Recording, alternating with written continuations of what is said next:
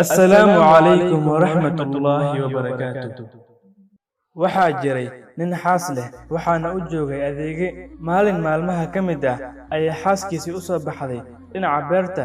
Kadib ayay waxa aragtay adeegihii oo fadhiyo dhinaca beerta, weliba asagoo oynaya. Markaas ayay ku tiri, maxaa kugu dhacay oo aad la oynaysaa? Wuxuu yidhi, waxa i soo buriyey sayidkayga, oo uu ula jeedo ninkaada ayaa i soo buriyey. Waxay ku tiri, sabab? Wuxuu yidhi, waxaan ka jebiyey weel ka samaysan dahab anigoon u jeedin. Waxay ku tiri, soo bax, aniga i soo raac. Kadib waxay u tageen ninkii sayidka ahaa. Markaas ayuu ku yidhi, maxaa ku soo celiyey adigoo dhiiran?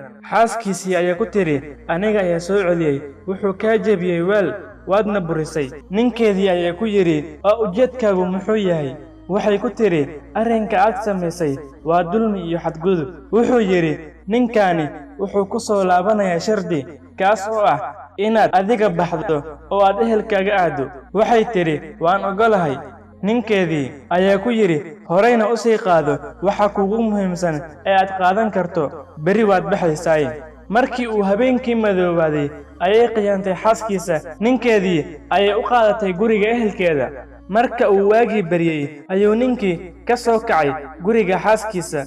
Wuxuu yidhi, intaan jooga aniga, yaase inta i keenay? Xaaskiisii ayaa u timid oo ku tiri, aniga ayaa inta ku keenay. Wuxuu yidhi, sabab?